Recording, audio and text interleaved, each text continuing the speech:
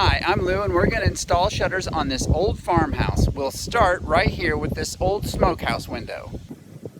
I built all these in a previous video. Treated wood needs to dry at least 6 months before it's painted, and I waited a full year, and now I've got them all set out and ready to paint.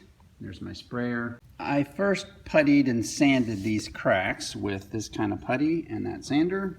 I'll start with this oil-based primer, and here goes the spray. These sprayers are so nice. I've already gone through about half a gallon in 10 minutes, and it's just so easy.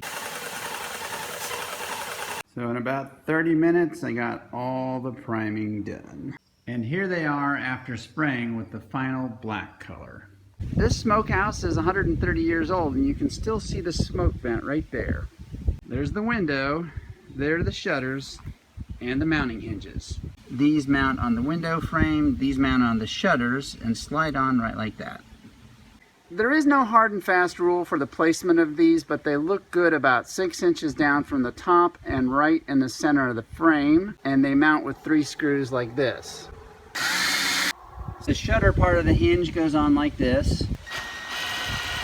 Here they are, completely installed.